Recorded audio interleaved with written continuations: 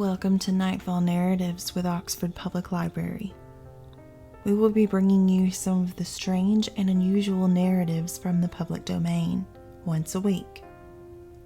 You can download the audio and listen at your convenience from our website, www.oxfordpl.org, or you can follow us on social media.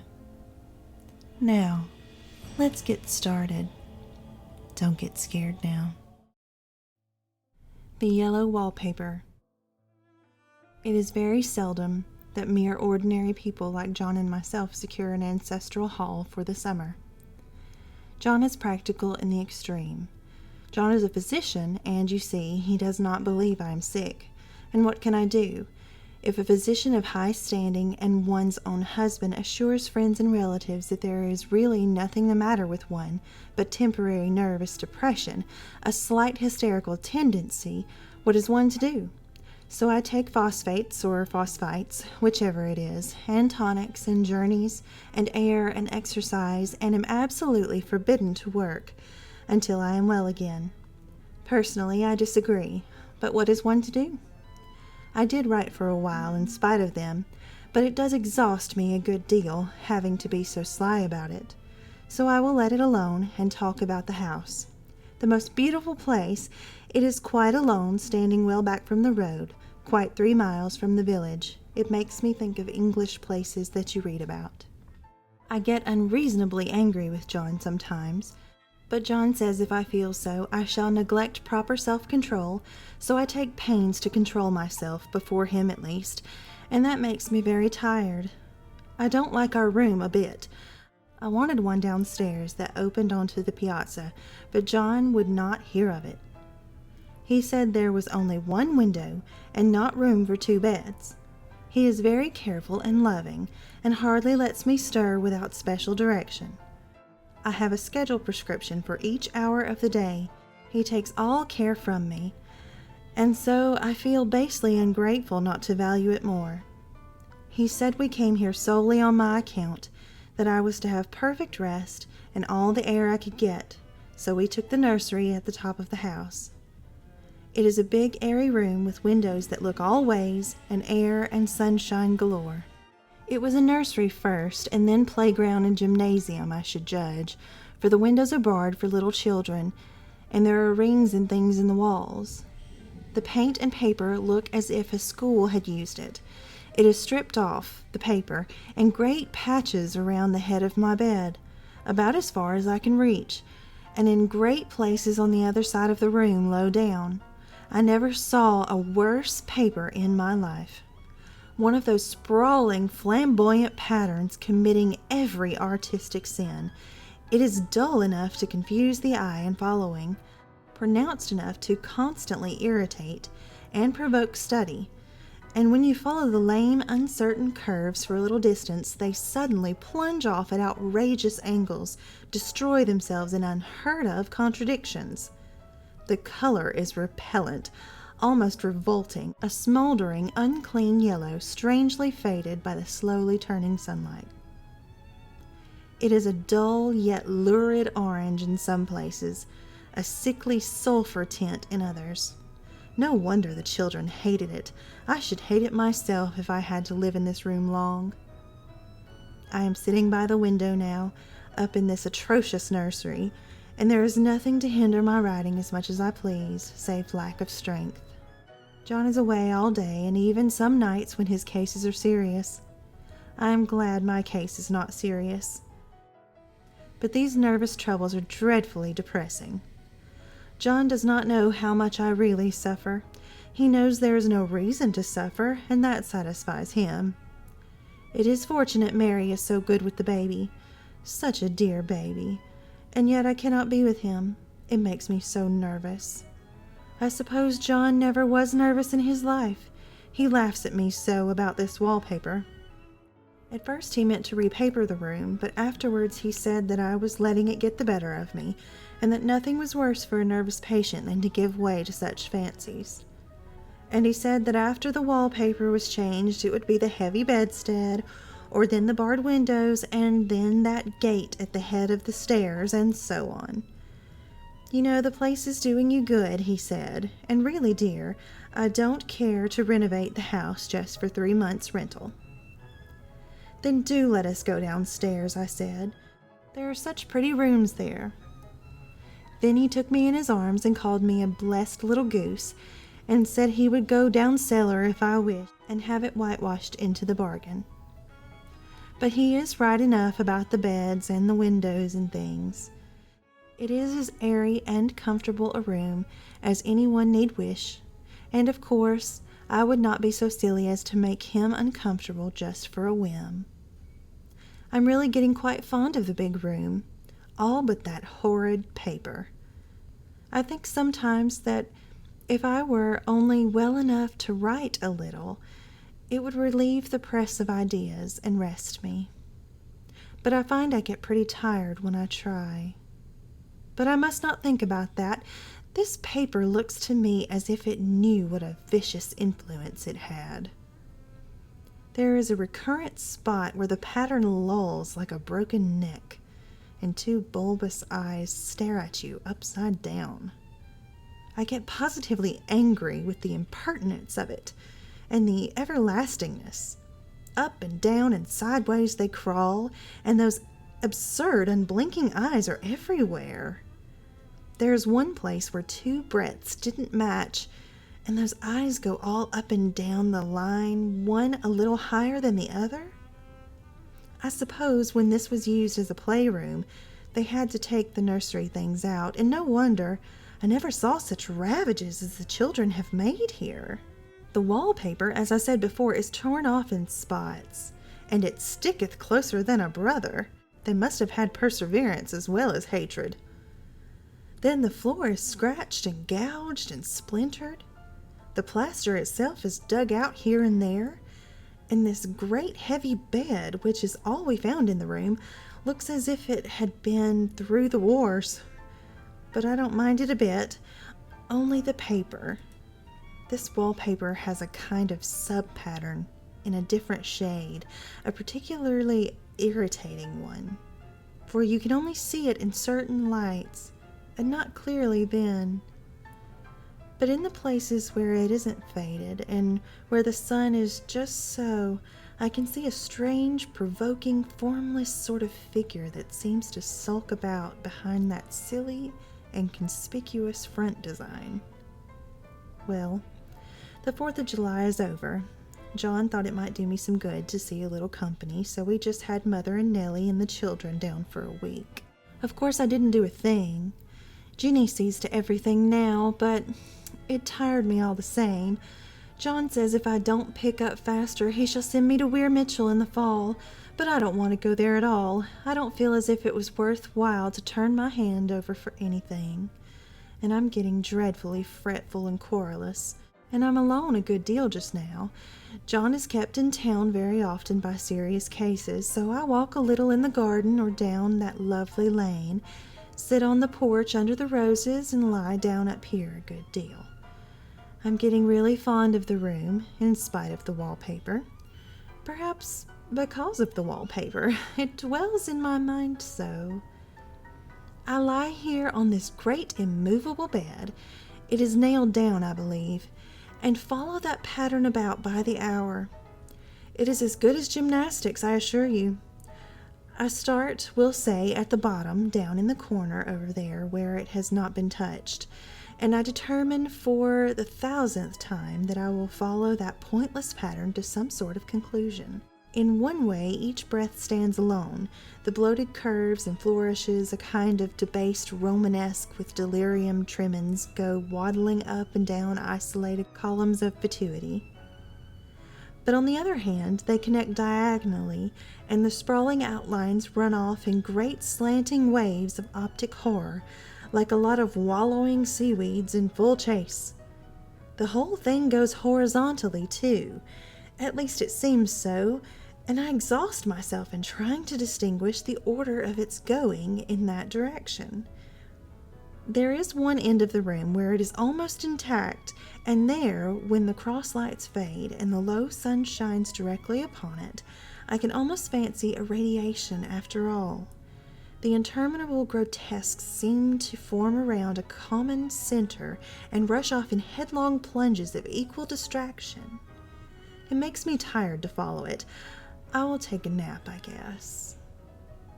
Dear John, he loves me very dearly and hates to have me sick. There's one comfort. The baby is well and happy and does not have to occupy this nursery with the horrid wallpaper. If we had not used it, that blessed child would have. What a fortunate escape! Why, I wouldn't have a child of mine, an impressionable little thing, live in such a room for worlds. I never thought of it before, but it is lucky that John kept me here after all. I can stand it so much easier than a baby, you see.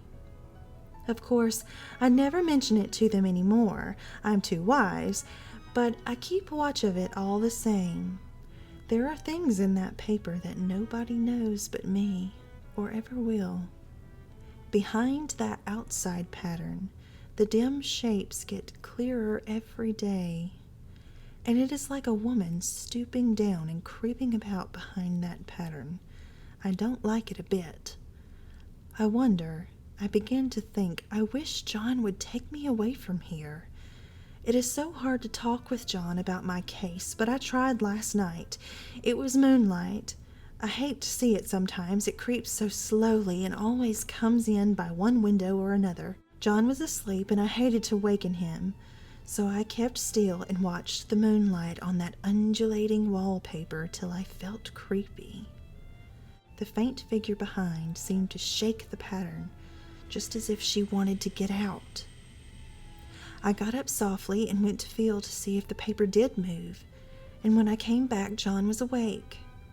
"What is it, little girl?" he said. "Don't go walking about like that. You'll get cold." I thought it was a good time to talk, so I told him that I really was not gaining here, and that I wished he would take me away. "Why, darling," said he, "our lease will be up in 3 weeks, and I can't see how to leave before. The repairs are not done at home, and I cannot possibly leave town just now. Of course, if you were in any danger, I could and would, but you really are better, dear. Whether you can see it or not, I am a doctor, dear, I know." "Bless her little heart," he said with a big hug. "She shall be as sick as she pleases. But now let's improve the shining hours by going to sleep and talk about it in the morning." "And you won't go away?" I asked gloomily. "Why, how can I, dear? It is only 3 weeks more, and then we will take a nice little trip for a few days while Jenny's getting the house ready.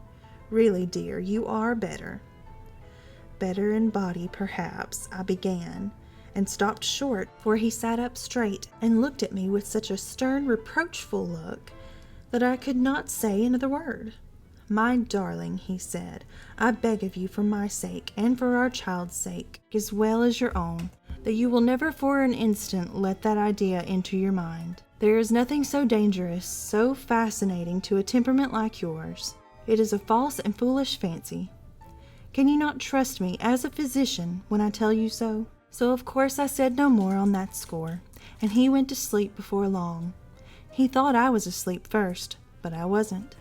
I lay there for hours trying to decide whether that front pattern and in the back pattern really did move together or separately.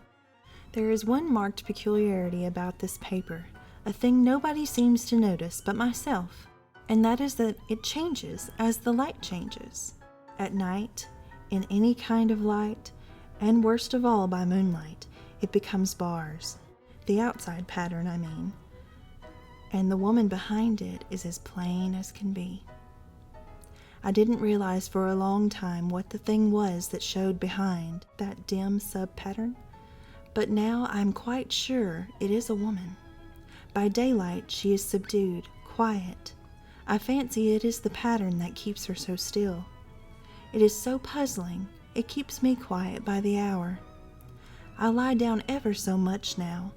John says it's good for me, and to sleep all I can. It is a very bad habit, I'm convinced, for you see, I don't sleep, and that cultivates deceit, for I don't tell them I'm awake. Oh no. The fact is, I'm getting a little afraid of John.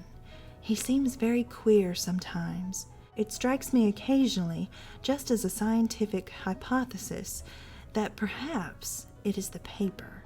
I have watched John when he did not know I was looking, and come into the room suddenly, on the most innocent excuses, and I've caught him several times looking at the paper.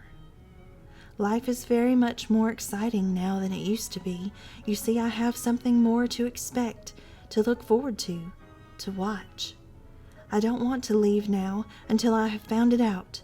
There is a week more, and I think that will be enough. There is a very funny mark on the wall low down near the mopboard, a streak that runs around the room. It goes behind every piece of furniture except the bed, a long, straight, even smooch, as if it had been rubbed over and over. I wonder how it was done, and who did it, and why they did it for. Round and round and round and round, it makes me dizzy. Sometimes I think there are a great many women behind, and sometimes only one, and she crawls around fast, and her crawling shakes it all over. Then, in the very bright spots, she keeps still, and in the very shady spots, she just takes hold of the bars and shakes them hard. And she is all the time trying to climb through, but nobody could climb through that pattern. It strangles so. I think that is why it has so many heads. They get through, and then the pattern strangles them off and turns them upside down and makes their eyes white. I think that woman gets out in the daytime, and I'll tell you why. I've seen her. I can see her out of every one of my windows. It is the same woman, I know, for she is always creeping, and most women do not creep by daylight. I see her on that long road under the trees, creeping along, and when a carriage comes, she hides under the blackberry vines. I don't blame her a bit. It must be very humiliating to be caught creeping by daylight. I always lock the door when I creep by daylight. I can't do it at night, for I know John would suspect something at once. And John is so queer now that I don't want to irritate him. I wish he would take another room. Besides, I don't want anybody to get that woman out at night but myself.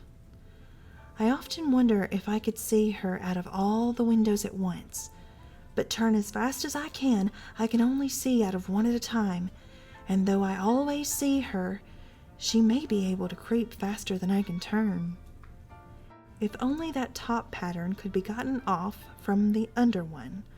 I mean to try it little by little. There are only 2 more days to get this paper off, and I believe John is beginning to notice. I don't like the look in his eyes. Hurrah! This is the last day, but it is enough. John is to stay in town overnight and won't be out until this evening. As soon as it was moonlight and that poor thing began to crawl and shake the pattern, I got up and ran to help her. I pulled and shook, and she pulled, and before morning we had peeled off yards of that paper. A strip about as high as my head and half around the room.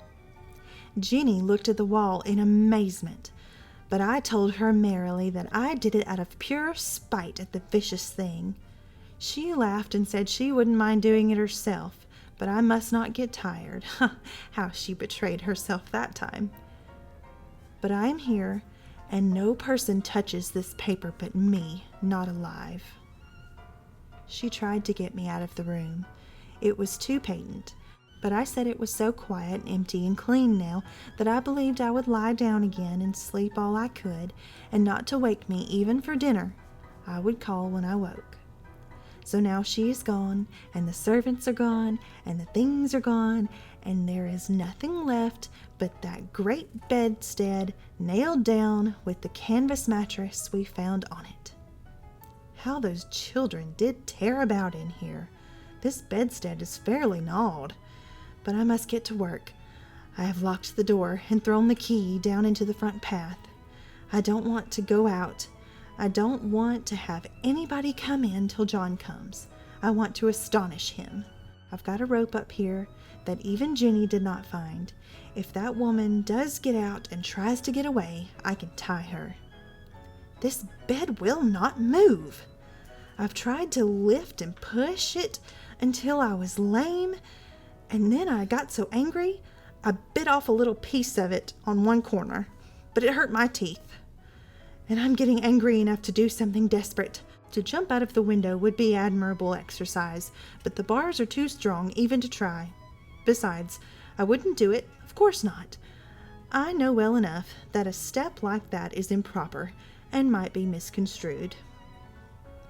I don't like to look out of the windows even. There are so many of those creeping women, and they creep so fast. I wonder if they all come out of that wallpaper as I did. But I am securely fastened now by my well-hidden rope. You don't get me out in the road there. I suppose I shall have to get back behind that pattern when it comes night. And that is hard. It is so pleasant to be out in this great room and creep around as I please. I don't want to go outside, for outside you have to creep around on the ground and everything is green instead of yellow. But here I can creep smoothly on the floor, and my shoulder just fits in that long smooch around the wall so I cannot lose my way. Why, there's John at the door. How he does call and pound. Now he's crying for an axe. It would be a shame to break down that beautiful door. John, dear, said I in the gentlest voice, the key is down by the steps under a plantain leaf. Then he said, very quietly indeed, open the door, my darling. I can't, I said. The key is down by the front door under a plantain leaf. And he got it, of course, and came in. He stopped short by the door. What is the matter? He cried. For God's sake, what are you doing? I kept on creeping just the same, but I looked at him over my shoulder. I've got out at last, I said, in spite of you and Jane, and I've pulled off most of the paper, so you can't put me back. Now, why should that man have fainted? But he did, and right across my path by the wall, so that I had to creep over him every time.